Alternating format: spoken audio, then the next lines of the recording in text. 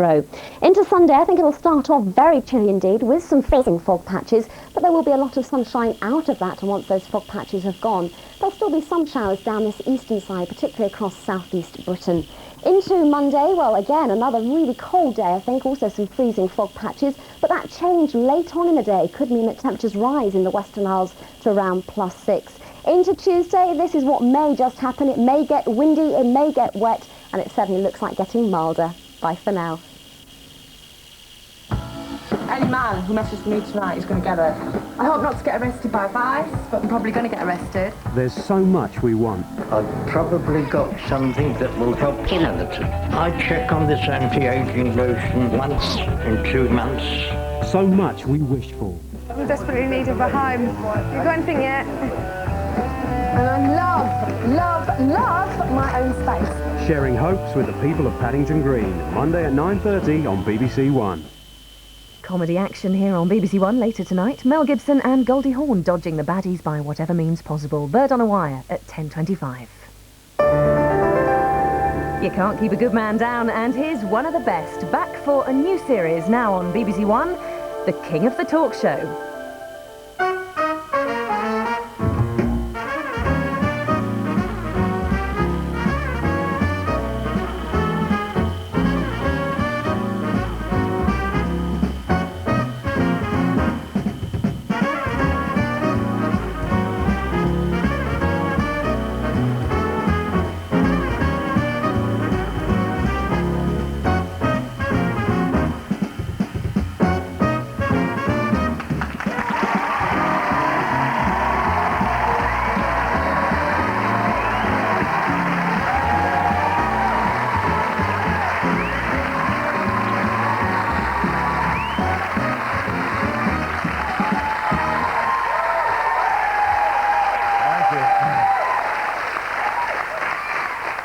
Now, if tonight's guests have one thing in common, apart from the fact they're women, of course, it's they've all been members of a pop group. One is a girl from Watford who became a Spice Girl, Geri Halliwell. And then there's the nation's favourite mathematician who was once part of a group called Dawn Chorus and the Blue Tits. Don't laugh, madam, it could have been your daughter. It didn't survive, but she did, and how, and she is Vorderman. My first guest launched a serious attempt to replace the Spice Girls with a group called the Sugarlumps. It's a title reflecting her opinion there are only 2 kinds of women in the world, those who love chocolate and complete bitches. As the Vicar of Dibley, she's the nation's favourite cleric. Welcome, please, Dawn French.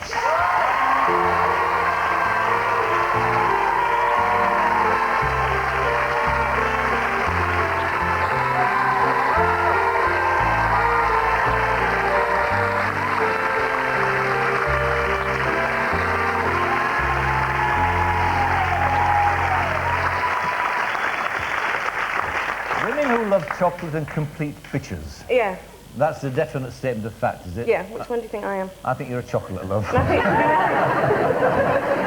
Is it right that you once had it written in your contract that you must have a supply of chocolate? Yeah, I do. It gives me energy, and it's an aphrodisiac. And is it? Absolutely. Yeah. I didn't know that. Do you not eat chocolate then? No. Well, how do I know. Big recommendation. That's what I'd say. Big recommendation. Yeah. So did you in fact then overindulge at Christmas time? Yeah, I did, yeah. Always try to overindulge at Christmas time. It was a bit sad for us at Christmas, right, unfortunately. My little daughter, who's 7, wrote to Father Christmas. Do you know him, Father Christmas? Yes, I do. And she asked if she could have a guinea pig. And luckily, Jennifer, do you know her, Fatty Saunders? Yeah, I know her. She had, her guinea pig had a little baby, which was about this big. And she gave a guinea pig to my daughter for Christmas, via Father Christmas, obviously. And it arrived, and a neighbour of mine looked after it for about a week before it came out to our house. We collected it on Christmas Eve. We gave it to my daughter on Christmas Day, and she loved it so much. She completely treasured it, completely precious little furry thing. And she went to bed on Christmas night after having cuddled it for about 10 hours. And quite a sweaty, clammy guinea pig by this time. And because it was a very young, little baby thing, we didn't want to leave it outside, so we brought it in and put it in a little tiny night hatch in Lenny's office. And about half an hour after it had gone into the little night hatch, I was chopping up an apple. because I do eat apples as well as chocolate. And I gave Lenny a piece of the apple and said, oh, take this in for the guinea pig and you'll love this. So he went into his office and then he came out and said, oh dear, big problem. Front of the hutch is open, no guinea pig. And then I looked at the back door and our dog, who's an Airedale Terrier, came in with mud all around her face. And I think she'd just taken it in one gulp, frankly. Yeah. So, animal husbandry, not a big strength in our house. I felt terrible about it, and I didn't know what to say to my daughter. And she was very angry with the dog. Obviously, wanted to punch the dog, which wasn't a good idea. But she was shaking and crying on Boxing Day morning when we told her what had happened. And she was that kind of uncontrolled crying. And I said, well, look, if there's a pet shop open today, we'll get you one. And she went, okay. And I'm not kidding you, there was a pet shop open on Boxing Day. We went and got another one. The transient sorrow of children, absolutely, yeah. Fickle, really. Yeah, absolutely. Are you part of this BBC, this huge BBC campaign to get the nation fit and lose weight and all that sort of stuff? We started this week? What do you think? No. No. Listen, I'm all for people being fit. I'm all for that. You know, you should be fit for your particular life, I think. I mean, although it may come as somewhat of a shock to you, Parky, I am not a track athlete. I am nearly a ballerina, but I'm not a track athlete. So I feel like I'm fit enough for my life. There's nothing that I want to do physically that I can't do, if you know what I mean. And I feel like I'm completely fit for what I want to do, and I think anybody should be as fit as they want to be. Yeah, but you explode also too, I mean, several myths, haven't you, over the years about large people too. I mean, the sort of myth that they're always happy. I mean, that's a myth, isn't it? Well, I'm completely grumpy. You're grumpy. I used to have one, whenever you saw a large girl at a dance, my father said they make marvellous dancers. You know, because nobody will dance with them. Well, because nobody will dance with them. That was right when I was a kid. Oh, God, I know. I don't believe in that at all. I mean, I never had any trouble getting any dance partners or any other kind of partners, frankly. Well, you see, the thing about you that's interesting is that another myth about large people is that you are actually supposed to have low self-esteem. And in fact, you haven't, and you never have had, have you? I mean, what was it that gave you that confidence? I've tried to wonder what it is that gave me the confidence from early on, and I can only put it down to my dad. Simple as that, really. I mean, I remember there was a night when I was going to go out to a disco, and I was really ready to do sex with anybody who wanted to ask. And I had some hot pants. I remember that, hot pants, purple suede hot pants. I thought it looked great in. Anyway, my father called me into his office and sat me down, and I thought, oh, I'm going to get the lecture. Blah, blah, blah, blah. And instead of giving me a lecture about what time to be home or any of that, he just said to me, you are the most precious thing in our lives, and you are beautiful, and you are worthy of anybody who shows you any attention. And you shouldn't feel grateful for the scraps that any other girls leave behind. You should have the best. And I just was huge, even bigger chested than I am. And I just went out, and in fact, no boy came within 10. I wouldn't allow any of them, because they were beneath me, to come anywhere near me that night. And he just gave me a bit of self-esteem, I suppose. Yes, he just reinforced something that I think I already felt. And I think a lot of big women would feel if they were allowed to, if they weren't constantly shown images of anorexic women as something to aspire to. Now, what about this chap you married, Lenny? I mean, it seems to me that there's problems having one comedian in a family. Yes. I mean, two comedians in a family. It must be impossible. I mean, oh, it's hilarious! Oh, we never stop giggling. All the live long day, we're laughing. Actually, it's nice to come out, really, and come to something serious like this, you know. Start and give my chuckle muscles a bit of a rest, you know. Well, I mean, you've got a couple of journalists in your house, so you're asking each other questions all day long. I take your point. You see, the thing is, I've never been married to anyone else, so I don't know what anybody else's marriage is like. I mean, actually, we're both quite grumpy, I think.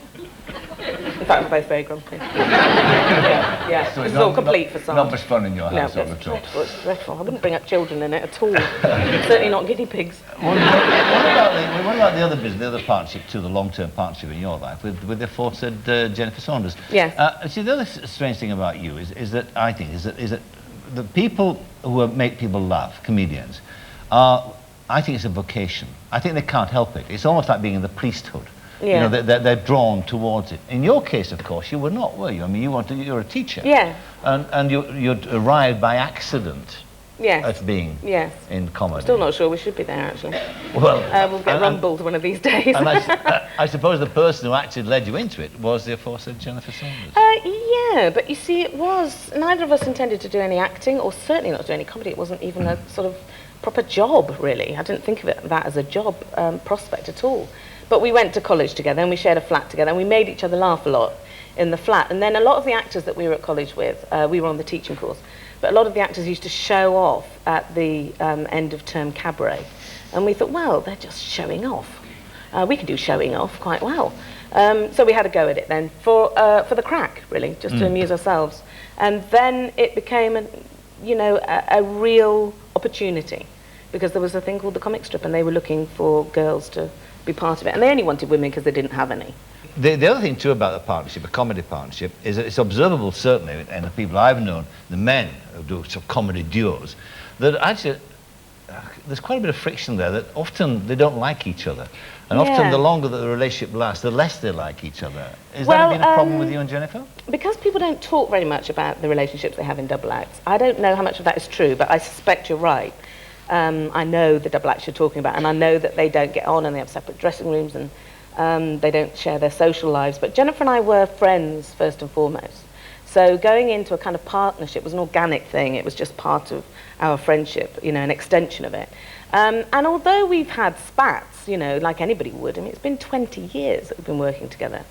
Although we've had the odd sort of marriage spat, we actually have never fallen out.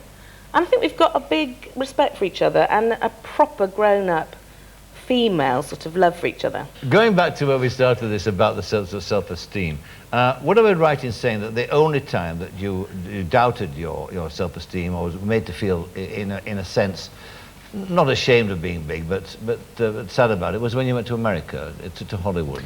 Yeah, that was very interesting. Lenny actually was making a film there, and he was going to be gone for about 6 months, and I had no real desire to go. But he said to me, I need my chum with me. You need to be there to help me with this. This is, we're going to be apart for too long. And so I thought, okay, I'll go. So I went as the wife, which was an odd thing.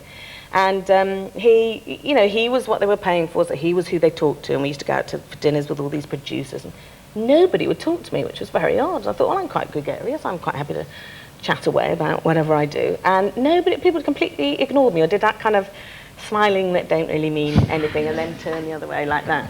It was so rude, and I had a hard time with it. And a friend of mine who's a psychotherapist over there said to me, just as a sociological experiment, tell them what you do. Tell them about your status in England. I said, no, that's so un-British to do that, to kind of blow your own trumpet like that. And indeed, people had said to me, what do you do? And, when you're British, you go, oh, you don't say, well, I've got this and I've got my own show. And, you don't do that. But Americans do that. And they think that you're a failure. You can perceive yourself as a failure if you don't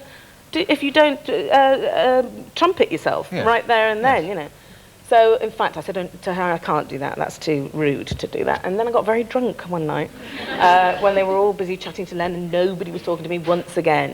And I got very drunk, and the chap next to me asked me what I did. And so I told him. Well, by the next day, they were sending limousines for me to go to meetings with people who don't really know if they want to meet you. They've just heard about you. So, and then they're fighting. Each studio's fighting with the limousine to, send for you. Anyway. I went to a meeting with this man who had to go through 4 sets of secretaries to get to this chap. And I walked into the room and I thought, I don't know what I'm doing here. This is sort of meet and greet, kind of one of those awful, embarrassing meetings. And he gave me a look like I've never had before. I suppose because people in this country have seen me grow up on the telly. Yes. And nobody assumes that I need anyone to pity me at all, or to feel sorry for me, or to assume that I have made a big mistake about my appearance. And he looked at me in this way that I suppose disabled people must get this look very often, and I understand how disarming it is, where he just sort of looked at me like this, went, like that. And it was so odd what it did to me. I was very angry that he would look at me like that, and I realised he'd just written me off immediately, as if, well, I wanted to meet you, but oh dear, you don't. What could we do with you here? You obviously don't. Oh dear, you don't take care of yourself, do you? It was that all this stuff said in one little look, And it just disarmed me completely, and I turned into sort of silent kind of girl, you know, and I'd never done that. It was so awful to do that. Terrible. So that was the last chance, you know. So bang goes Hollywood career. Well, you know, they're not going to ask. They don't put anybody big in anything. Did they know you're an international Emmy winner? Vicar of well, Dibley, maybe, yeah, maybe now they know that, but they got Roseanne, haven't they? That's their fat quotient, actually. They don't need any more. I'd rather have you any day of the Parky. week. All right, don't press at the moment. Thank you very much indeed. Don't press.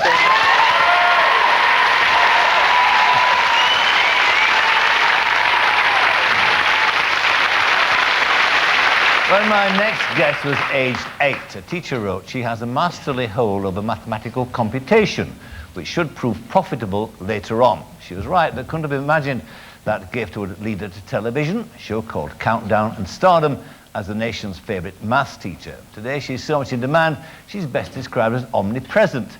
And according to the newspapers, she earns more than the rest of us put together. Ladies and gentlemen, Carol Vorderman.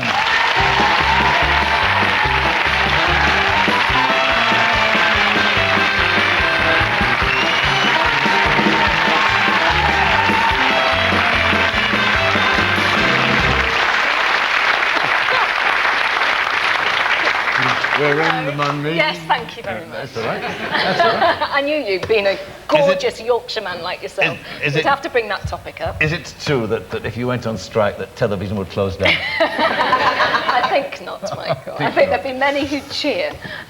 And what's it like being described, no, seriously though, as the £5 million woman, eh? What's it like? It's very nice being described that way, isn't it? Is It's it? better than Fiver.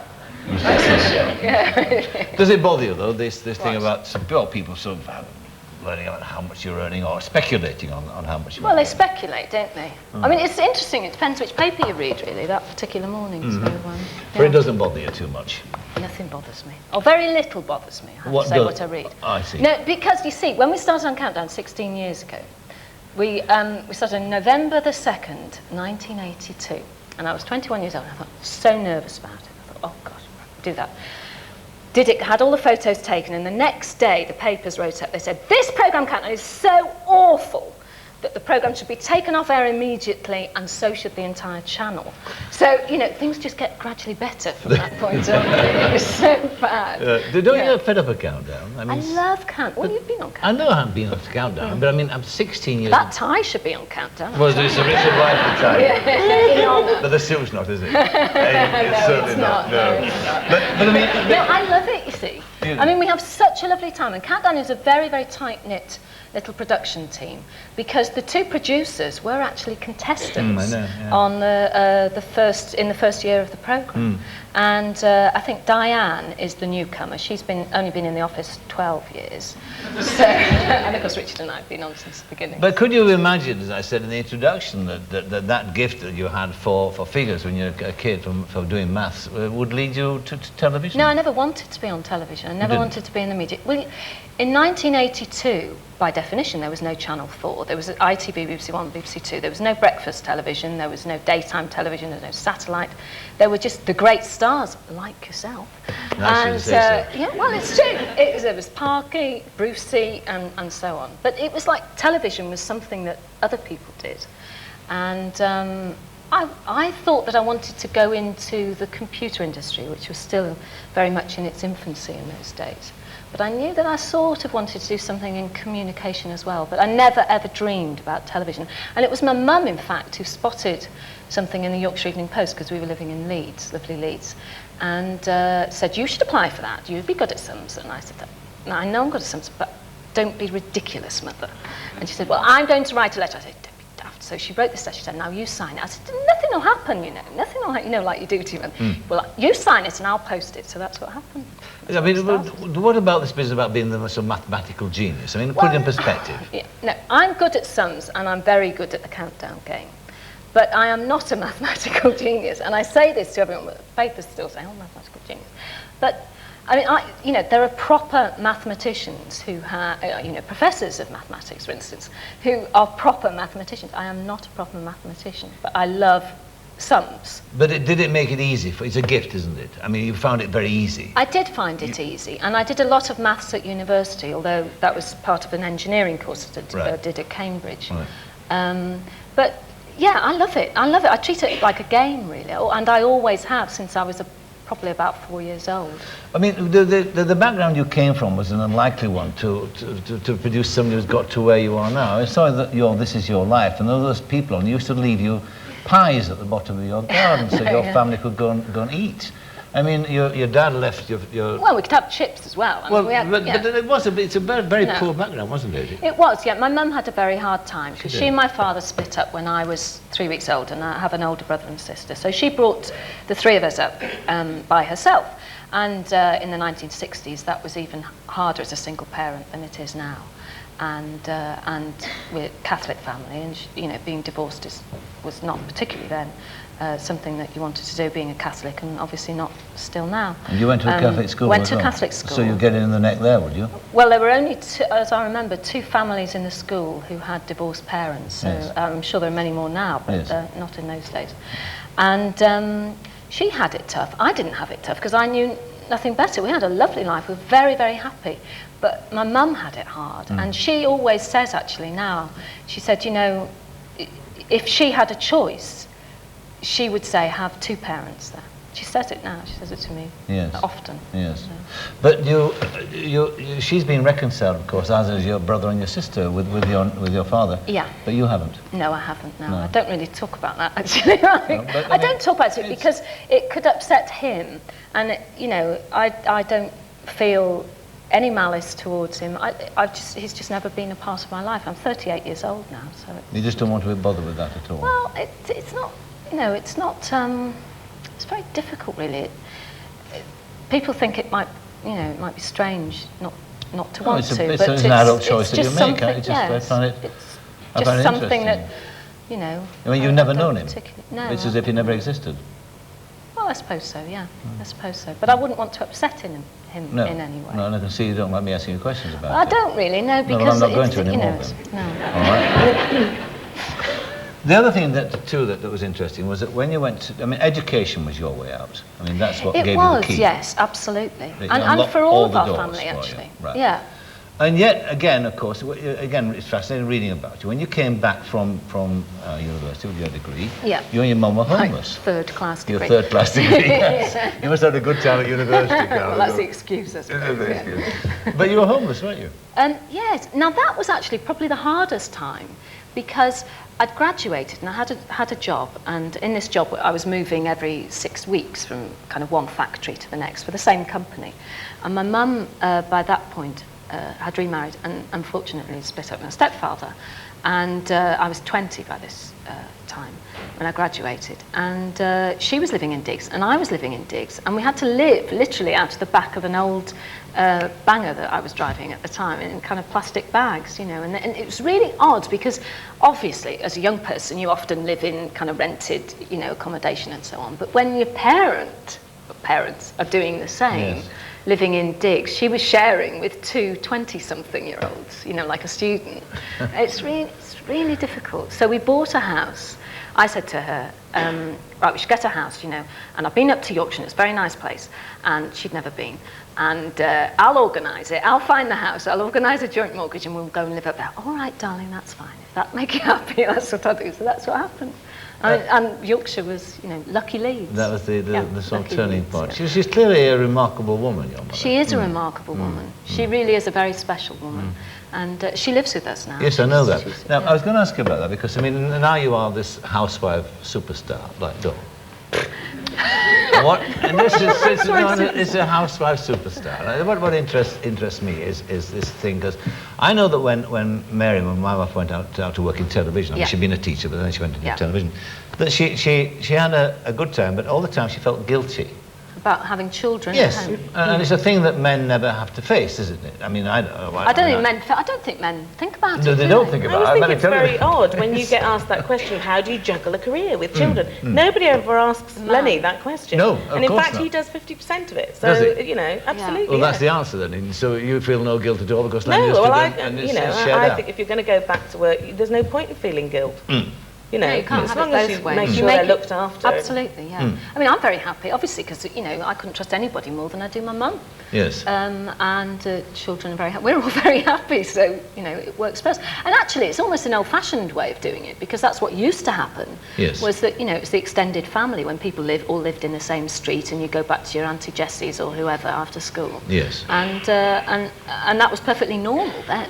Yes. You know, if your mum was out at work. So. Now, people again looking at the two of you, I mean, would see you. I mean, you would hate this description, I'm sure, but you are role models to a lot of kids out there. What are you going to that for?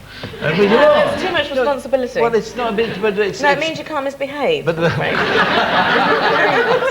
it strikes me nowadays the best role models, the most popular ones, are the ones who do misbehave. Yeah, maybe. Yeah. But I know, just wondered. I mean, it's if you actually see yourself as that and actually do anything positive toward furthering that, in a sense. Well, I do feel, in a sense, you know, because I do these sums on television, and obviously my background is in engineering technology, and it is my passion, that there is an opportunity, because of the things that I do on television, to promote certain things that possibly wouldn't otherwise be promoted. Like what? Well, education per se, the use of technology, particularly computers in education, and also, you know, mathematics generally, because I think, you know, number work is something that's of growing importance. And I know everybody going, oh no, she's not going to talk about numbers. Not talk about numbers.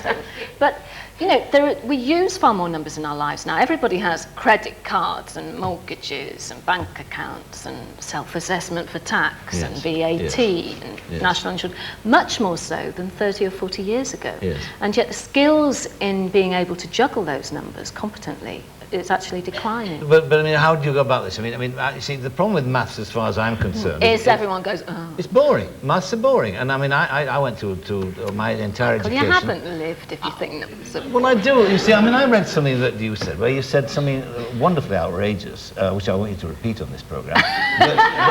So tell me about your view about reading Shakespeare or learning how to do maths. Now, go on. Tell me what you said. Well, reading Shakespeare, I mean, you can do that when you're older, can't you? Like, No, learning what- Shakespeare is dull. What? Reading Shakespeare is dull. It's done. There you are. Quite right. To be gapped to the fifth, and you can't understand a flipping word they say. And it's boring. Sorry, it's boring. What, more boring than doing maths? It is. No, you don't do math. You don't just sit there and go, oh, I must get an exercise book and do maths. It's kind of, it brings all this other stuff with it. Why can't we do both? Yes. Well, you can do both. Oh, good. Yes, exactly. Can you do long division, by the way? I can do long Because, division. you know, I really can't. Jennifer and I once spent a whole And afternoon... she's got a production company. We spent a whole afternoon trying to do long division, and we I'll realised we teach you just didn't later. know. Will I you? won't do it now. Carol Michael, I Vorderman's promise going I to won't. teach me how to do long division. You've got to know your timetables. I do know my times tables, Oh, nearly. that's Very good. nearly. I use Smarties as the counting. You got Smarties in your dressing room, I haven't certainly you? have, yeah. Smarties in her dressing room. Probably got a calculator, have you, in your A chocolate calculator. Yeah, to work out 5 million quid. What are they talking about? I know, we're talking... Are your kids any good at maths? They will be. Well, you know, I shouldn't say this. Better be, yes. My husband's better than I am. Is he? Well, my husband tells better jokes than me. And my daughter can't do maths at all, but she can tell jokes. But she'll do long division by the time She we will, finish. certainly will. All right. Well, how many programmes have you got coming up of different varieties? Well, Countdown carries on, obviously. And then? Another one on BBC One called Dream House, which is about building the house of the future. Watch it, Michael. You learn a lot about computers. I know how much you like computers. No, I still use a typewriter. I mean, I've only just moved on to that, for God's Have sake. you? You don't even have No, that, do you? I've got a pencil. I think you're modern. Just one final thing. I got something today which was handed to me about a recent poll. Did you see this one about men over 35 who were asked which one they'd most like to spend Millennium Night with? Yeah. You won it, Carol. Where was that? I can't believe that. That is unfair. It's fixed. It's fixed. Without doubt. You really depress me now. You'll be rear of the year next year. Oh, yes. Several. Carol Vorderman, thank you very much indeed. Thank you.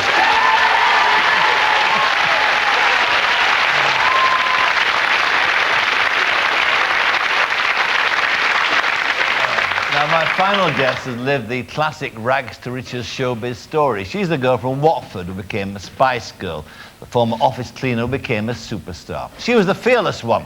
She didn't just dance with the Prince of Wales, she pinched his bum.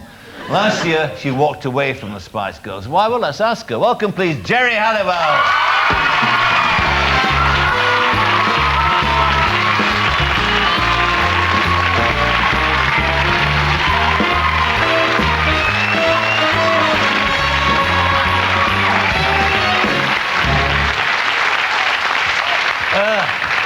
What an evening, eh? Very good, isn't it? It's like group therapy. God. My name's Geri Halliwell and I left a band. Why do you leave the band? Do you know what? I knew you were going to ask me that question. You're bound to know I'd ask you that question. Yesterday I was sitting in my car and I was thinking, why? And because I want to be as truthful as possible. And if I'm truthful bluntly with myself, which is most importantly, there's a few things you've got to bear in mind. One, it was 8 months ago, and it's still quite tender in my heart. And so I don't actually know the full reasons. There's probably lots.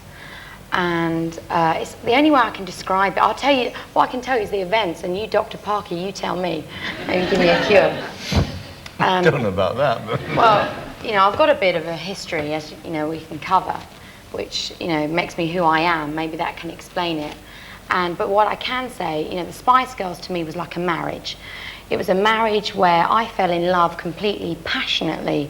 I needed it. You know, my father had died 6 months beforehand, so I was very militant, I was bossy, you know, I was adamant this was going to fill a massive void in me. And so the Spice Girls and I, we had this whirlwind romance. And, you know, what can I say, like 1 in 3 marriages these days, and we were babies when we started. I was the eldest, I was 22. Under the, you know, pressures of work schedules, you know, that marriage, it broke up, you know, it imploded. Like, you know, I have to say I'm absolutely gutted it did, but you know what can I say, it did.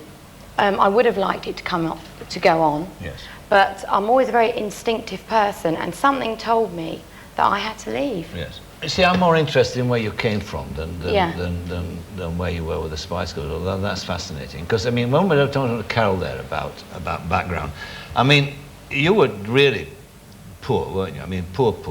I was Fleabag jumble cell kid, yeah. Jumble cell knickers, yeah. Yes. I mean, which wasn't good. No. I mean, I mean, describe to me what it was like. I mean, what kind of a kid were you? I mean, what sort of a child? What was the circumstances like? Well, my father didn't work from the day I was born, put it that way. But he was, on one hand, he was a great man. He was well-read, very political. He was a dreamer, very into literature, and he gave me all of that, which I'm very grateful for. And on the other hand, my mother, you know, she's Spanish, very determined, and she was always working. She was my role model. She, you know, example that I had. So I had a real mixture. I was the baby. So I was fueled with confidence on one hand, but then I did feel very different from everybody else. For, you know, everyone else had lots more material things than I ever did. So sometimes I felt inadequate, and I was very small for my age. So I kind of put all escapism into movies, into Elvis, into music. That was my escapism, basically. And you wanted to be who? What was the ambition when you were growing up? What was the dream? You couldn't have an ambition coming from where you came from, that sense. I think I'm a product of media. You know, be rich and famous. You know, that is, if you're famous, suddenly the golden doors open and you're going to be happy, and that's it. So I was chasing this, obviously something that's, you know, doesn't really exist, but you know, that's what was my ticket. I was basically chasing a lottery ticket that I could control. Everyone, you know, buys a ticket every Wednesday, don't they? Yeah. You know, I was just chasing mine. Yeah. That's all. You worked in a variety of jobs, and you worked in a variety of jobs at the same time, didn't you? Yes. I mean, how many jobs did you have in 1 week? Well, I counted it all in all the other day, and it's about 40 different kind of jobs. But before I met the Spice Girls, I was trying to put a demo tape together, which cost £300, and I was trying to be the new Betty Boo. And anyway, so I had 6 jobs a week. I had 2 cleaning jobs, behind a bar, aerobics, selling knocked-off tag watches, you name it. I was the Artful Dodger. You know, I'm a survivalist, and I was doing what I can. you know, could till I got there, basically. So you just had 6 different jobs? Oh, yeah, totally. But I was on a mission. And what about the time you had when you went to Turkey as a game show host? Oh, yeah, I had to learn that fridge. Well, I mean... But it was brilliant. I was, you know, you've got to understand, you know, I left home when I was 16 years old, like Dick Whittington. And when I was about 18, I decided to go back to college. I believe in education, absolutely. I think it's brilliant. And I went back with a different attitude. And I studied English, finance, marketing, and I was there because I wanted to be there. But I had to support myself. So I went out there, you know, during the mornings I was studying, and then I had to pay, you know, my way. So I had to do things like, I was a topless model, and it was called glamour modelling, but it's not glamorous.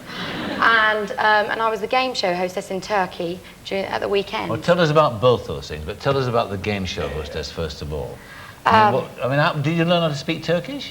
Well, I did have to say the odd word, and basically what I used to do was write it on my arm, then go, "Ses bakalım," or something like, you know, I didn't even know what I was saying, basically. And there was 3 doors, and people would, you know, win a booby prize or the car, and they had to choose it, and you had to stand there, and sometimes it was a chicken or a tyre.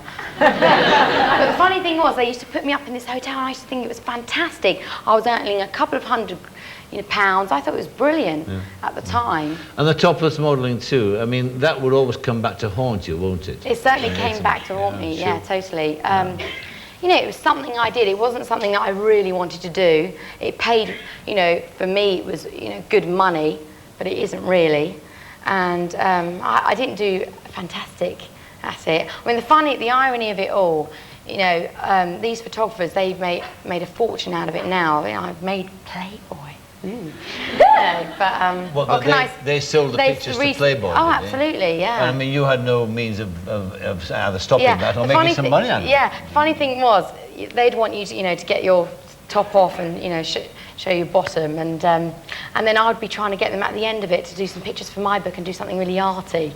But, you know, I don't know what I was doing. They're not really after that, are they? No, they're not after that. Well, you're not the only one. But to be honest, it was boring. I found it very, very dull. In the end, standing there with a window open to keep your nipples firm was not good. Is that what they do? Yeah, they do. They do. Fix the trade. Yeah. Very handy. You never know. Actually, maybe you could do when you're... The thing about... No, not me, love. No. The older man. I told you, Parky, I find you very nice. Oh, thank you, darling. I was once Spunk of the Month in Australia. Oh, really? But, sorry, Spunk of the Month. It's that Northern Charm. No, it's that Northern Charm. Spunk has a different meaning in Australia than it does here. Are you sure? I'm sure. Actually, you have got 3 children, haven't you? I have Very got 3. fertile. I have got 3. That's right. Well, we get into the conversation. I know. I was only going to make a remark that in fact that the only 2 people here among the 4 of us who've not taken their clothes off are actually Carol and myself, because Dawn's done it too. She posted her Esquire, didn't you? I did. Yes, You did? I did. Yeah. Did you stand by the windows with the wind coming? No, no. Oh, permanently erect. Permanently. Very liberating. Very liberating.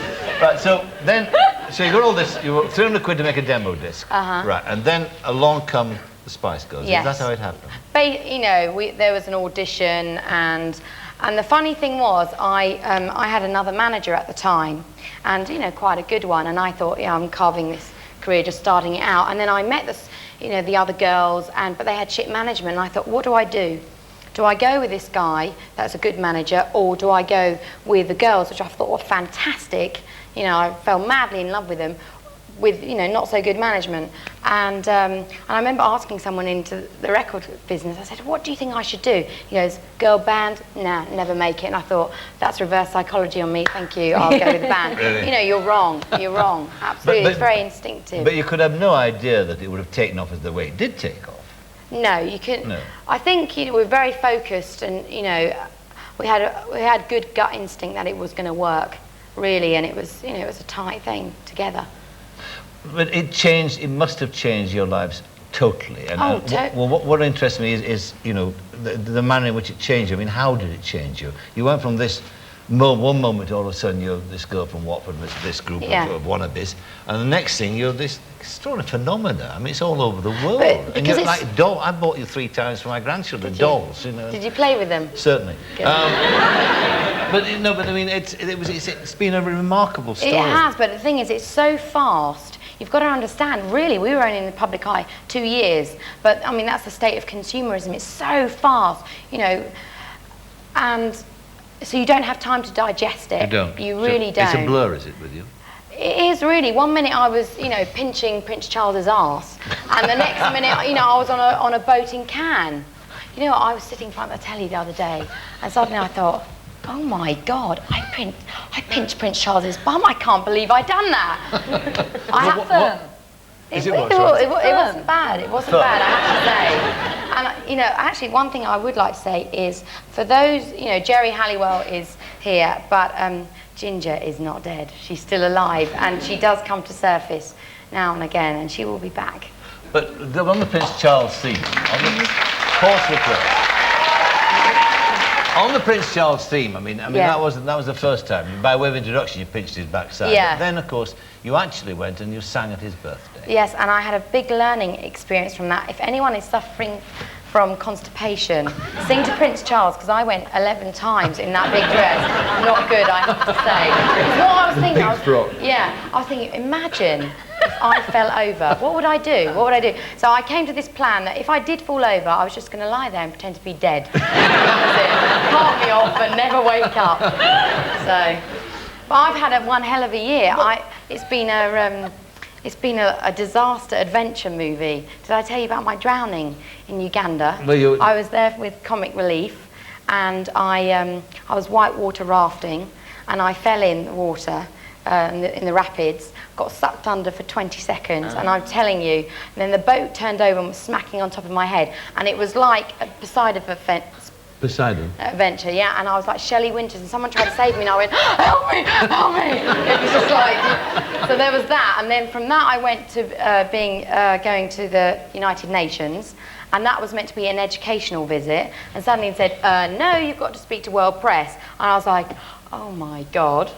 And what do you have to talk about to them? Well, basically, it was about contraception. All right. And what contraception are you using, Dr. Parky? No, it's about... I won't put you on the spot. You're too young to have read Cosmopolitan 26 years ago. Okay, I'll let you off. Using the pig's bladder method. Or it's the... Call something now. So, no, basically, I'm bringing awareness to plights of women in third world countries that are denied basic rights. I mean, there's facts like 600,000 women die every year giving birth, which is ridiculous. We wouldn't put up with it in this country. And, you know, I think I have a duty to make people aware of that. I'm meant to be the advocate of girl power. Well, you know, I have to take it one step further. This is the empowerment of women. Does it mean anything, girl power, though?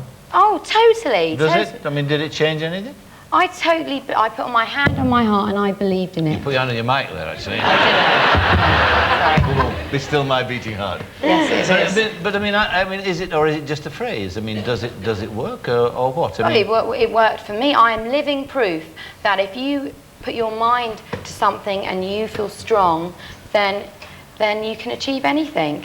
Sometimes you've just got to go for it and believe. The power of the mind is everything. It doesn't have to be girl power. It's people power. It's strength within here. It's believing in yourself. It's about self-esteem. And let's have, holding hands with therapy now. Actually, I've got a picture. I've got an exclusive for everybody. This is your late Christmas present. Well, after my hectic year, I went to New York to kind of escape a little bit, do a bit of shopping. But no, I was lying 8:30 in my bed in my nice flannelette pyjamas, and there is a bomb scare in my hotel, and they say, madam, you have to get out of the hotel. So I'm standing in New York in my flannelette pyjamas. So everyone to see, I don't know if you can see that. So that's an exclusive the paparazzi did not get, see? Clearly it was an initiative, bringing my camera with me. I might go into journalism. My mum always used to make me take fire escape pyjamas to university. Fire escape pyjamas. Fire escape pyjamas. They're a very lacy little green number, just in case for that. I've heard of clean underpants in case you get knocked down, but That's And that's especially for you. I'm more touched than I can tell you. And thanks, Dennis. You're welcome. That's very nice indeed. Thoughtful present. You are a thoughtful person, actually. Now, let's talk about the other thing too. You're very, very outspoken on the business of the breast cancer campaign too, weren't you? Totally. And I think that was probably the most inspirational thing that you did, in a sense. Totally. What were the circumstances of you getting involved in that? I mean, you had a scare yourself when you were... Yes, I was, when I was 18 years old, and I was busy being a club dancer, and I had to pay my rent. I had a lump in my breast, and I thought, oh, got to get rid of this. I knew that, went to see the doctor, and it got sorted, bingo, and I didn't think about it, And then the Sun newspaper, how many years later, last year, asked, they discovered it and decided to run the story. At that time, my accountant gave me this book by Ruth Picardy, Before I Say Goodbye, and I swear to you, I read this book and I cried my eyes out, and it made me realise how this is absolutely awful. The humility that she wrote the book as well. She had 2 kids. It was just, and I just was so, when something really touches you, and I thought, my God, I have an absolute duty to do something about this. You see, my philosophy is, we all blame society, but we are society. We have the power, you and I, to make a difference. And I have, in a bigger way than most. I'm famous, so I can speak up about that, really. So if one person, watching this, they've just said that, oh, then that's done something good. So I feel that life is just so much take. We've got to give back a little bit more. But you've pursued this, whatever it is you've been on the run ever since you were born, in a sense. You're chasing after something or other. Yeah, I was always looking for something to make me feel better, and I tell you what, this certainly enriches my soul. It really does. The work that you're doing with the charity. Oh yeah, totally. But you said something interesting when you were talking about being a Spice Girl. You said you got to be this famous, and you found fame, but then it wasn't what you thought it might be. No. So what was it? I mean, where did it fall short? I'd like to say I don't discredit it. What we achieved together. I thank the Spice Girls and all the fans. Without them, I would not be sitting here. So I'm truly grateful. However, it was a massive learning experience for me. Spiritually, mentally, my mind grew 100 years. In so many ways, and I thought that was going to give me everything, and it's great. It does satisfy a piece of me, and I love it. But then there is more to life than that. Of course, and it's natural that you're going to grow and want to find more fulfilling things as well as that. Okay. I mean, so basically, it didn't fulfil you. But what's interesting then is to look at the aspect probably of that fame that didn't fulfil you. I mean, were there moments when you were this famous person, the Spice Girl, and that sort of thing, where you actually thought, this is not really what I want at all? I've always wanted it, and I still want it. I love it, but there was, the day that I left the Spice Girls, and I wasn't planning to leave on that day. It made me check out my principles. Actually, I was meant to be in this studio doing the National Lottery, and the schedule wouldn't permit me to do a breast cancer interview. And I thought, hold on a minute, what are your principles? So I had to question myself. What am I about? Where's your integrity? So you did the breast cancer interview rather than... Well, things got very complicated, but that is the reason why I left on that day. Yes. I'm not saying that is the reason why I left the Spice Girls. There was never a good day to leave. That's the reason I was going to leave in September, and the girls knew that. I'd pre-warned them. So it just brought it forward a bit. But it brought forward. That's all. But this is, it's one of those things. This was my personal decision, not to do with any of the girls, really. It was just something that I had to do, spiritually, mentally, for my own growth. I really did. I felt like a hypocrite if I stayed. I'm meant to be, stand for girl power. Well, it's not just about singing songs. It really isn't. So I had to do it. Okay. But I will be singing some songs soon. Well, I was going to ask you about that. Yeah, I will. My next question was to be... Was it? I beat you to it. I know you did. so you're working on a record, on an album? Well, this year I put all my... it's been a roller coaster of emotion. I thought I'm going to do something constructive, and I poured it all into lyrics for my album. So just before Christmas, I sketched all the songs, and I'm mastering them now. So what you're going to have is this album that's totally schizophrenic, mood swings, so every woman in Britain will identify with it. And I expect you to be dancing. There's some songs that you can dance around in your underpants to, and have good sex to, possibly. But as I am UN ambassador, you have to wear a condom. All right? Can I borrow your Winstead pyjamas tonight? You can indeed. They are just, total turn on. Well, I've got no doubt you'll succeed. You never know. I might fall flat on my face, but you've got to try. I mean, I think it's interesting. I mean, the three of you have achieved an awful lot in your lives. And I mean, what is a single factor? Is it this curious thing called ambition? I mean, with you and Carol, it obviously is, but with you, Dawn, I mean, you seem to have no real ambition at all toward doing what you're doing now. No, it's true. It's a hideous accident. That's right, terrible, actually, calamity, really. Yeah, well, I certainly wasn't hell-bent on any of it, I have to say. It was sort of by mistake. Yeah, that's right. But it does feel very natural, into it by mistake, but once you're in... Oh, but you were driven as well, weren't you? You'd be... driven into something, but not television. Yes. But then once I was in there, I thought, well, it's better than working, you thought, this. Oh, I did. It is. Don't tell anybody, or else they'll all want the job. And I did fall immediately in love with Richard Whiteley, of course. Well, who is a sex god. Oh, hello, Richard, I've got to say to you. He is irresistible, I've heard. Oh, yeah. No, I could resist him. Could you? Yeah. Why do you think? The other thing, I mean, the one thing you have in common, actually, is that you all wanted to be members of a girl band, didn't you? I've got a brilliant idea. Oh, no. Yeah, that'd be wonderful, wouldn't it? Strike any song up. And you can be backing singer. I could be backing singer. I want to be the manager. Or a sexy little dancer at the front. Yes. What was yours called? Oh, well, we did the Sugar Lumps. The Sugar Lumps, that's right. Comic relief, which is ordinarily a very safe activity. Yeah. I hasten to add, we don't drown everybody. No. But it was worth it. It made me grow. So every time I'm nervous, I say, at least I'm not drowning in Uganda. Okay, well, look, we're at the end, sadly, of our... before we go, yes, you promised something. You said that, and you have to stick to your word, that, when you retire, you said that I could have your job, so I just wanted to... I didn't say... You did. And you said that you would be my first interview, so can we get a question in? Hey, How was you it said for you? that to me, too. Hey, Parky! What's your game, buddy? All right, Spunky. Dr. Parky. I'm going before it gets any worse. I think we'll be the judge of whether you're spunk at the moment. In the bar later. Yeah. Ladies and gentlemen, Geri Halliwell.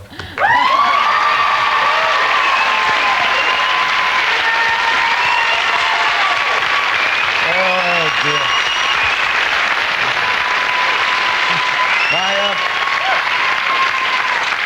My thanks to Geri Halliwell, Carol Vorderman and Dawn French. Next Friday, I'm joined by Lee Evans, Robert Lindsay and Stephen Fry. Until then, from all of us here, a very good night. Good night.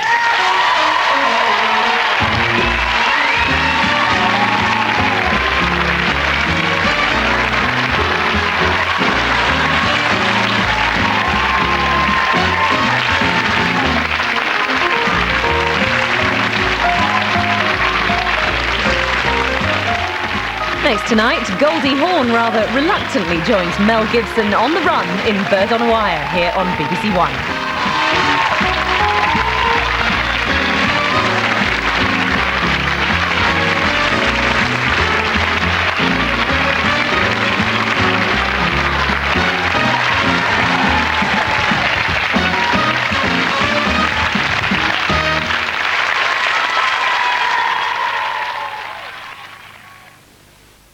A child prodigy.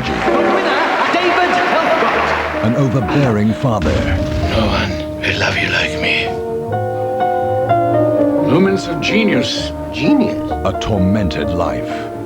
Based on a true story and nominated for 7 Academy Awards. The compelling tale of triumph over adversity. Sir John Gielgud and Geoffrey Rush star in the British television premiere of Shine, Thursday 9:30 on BBC One. Live classical music wherever you are. Opera on 3, Saturday evenings at 6:30. BBC Radio 3. More than just a pile of CDs. This is Amy. She's in denial. The reason you want Spike in your loft space is because you really want him in your bed. Spike's Amy's lodger and ex-husband. Just suppose, secretly, I really wanted a physical relationship. Not with me. And this is Tam, their daughter's fiancé, and Amy's ex-lover. No one wants an unemployed intellectual. By the way, he didn't get that job. Oh no, how tragic. They've all got some unfinished business. A new series starts Sunday at 10:10 on BBC One. Now on BBC One, comedy action with Mel Gibson and Goldie Hawn. Bird on a Wire.